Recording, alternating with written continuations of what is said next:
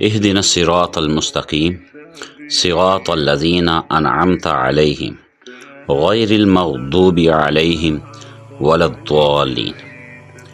ہمیں درست رستہ پر چلائیے، ان لوگوں کے رستہ پر جن پر آپ نے انعام فرمایا ہے، ان لوگوں کا راستہ نہیں جن پر غضب ہوا، اور ان لوگوں کا جو راہ حق سے پھٹکے ہوئے ہیں۔ کون لوگ ہیں جن پر اللہ تعالیٰ نے انعام فرمایا ہے؟ خود قرآن مجید میں ان کا ذکر ہے کہ وہ 4 ہیں: انبیاء، صدیقین، شہداء اور صالحین۔ سورۃ نساء آیت نمبر 49۔ گویا ان کی راہ پر چلنا اور ان کی پیروی کرنا دین میں مطلوب ہے۔ معلوم ہوا کہ قرآن مجید نے جہاں کہیں آباء و اجداد کی اتباع سے منع کیا ہے، اس سے وہ آباء و اجداد مراد ہیں جو حق راستے سے ہٹے ہوئے تھے۔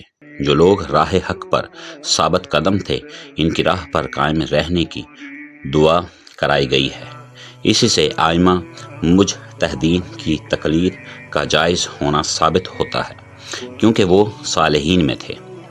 انسان کی گمراہی کا ہمیشہ 2 میں سے ایک سبب ہوتا ہے: حق اور سچائی کی تلاش میں کوتاہی، اور اس کی وجہ سے نادانستہ گمراہی کا ارتکاب۔ ضالین سے یہ لوگ مراد ہیں دوسرے سچائی کو جاننے کے باوجود ان کا انکار۔ ایسے لوگ غضب شدید کے مستحق ہوتے ہیں۔ یہ مغضوب علیہم ہیں۔ قرآن مجید نے ان دونوں گروہوں کی غلطی سے بچانے کے لیے دعا سکھائی ہے۔ بعض احادیث سے معلوم ہوتا ہے کہ مغضوب علیہم کا مصداق یہود اور ضالین سے مراد عیسائی ہیں۔ اس کا حوالہ آپ صحیح ابن حبان 14,184 میں دیکھ سکتے ہیں۔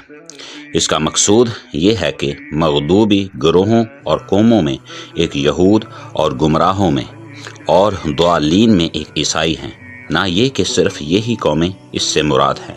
اور ایسا آپ نے اس لیے ارشاد فرمایا کہ عیسائیوں نے نبی برحق حضرت مسیح علیہ السلام کے سلسلے میں افراد سے کام لیا اور ان کو رسول اللہ صلی اللہ علیہ وآلہ وسلم سے ابن اللہ، خدا کا بیٹا بنا دیا۔ اس لیے وہ گمراہ ہوئے اور ضالین کے زمرہ میں داخل ہوئے۔ یہودیوں نے اللہ کے پیغمبروں کے ساتھ تفریق کی، ان کی ایذا رسائی اور اہانت کے در پہ ہوئے، اس لیے بار بار اللہ تعالیٰ کے غضب کا شکار ہوئے۔ گویا امت کو دونوں باتوں سے منع فرمایا گیا، اس سے بھی کہ اللہ تعالیٰ کے نیک بندوں کے معاملہ میں افراط اور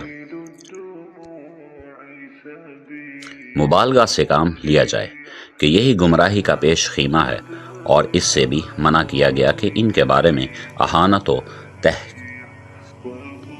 تحقیر کا رویہ اختیار کیا جائے کہ یہ خدا کے غضب کو دعوت دیتا ہے۔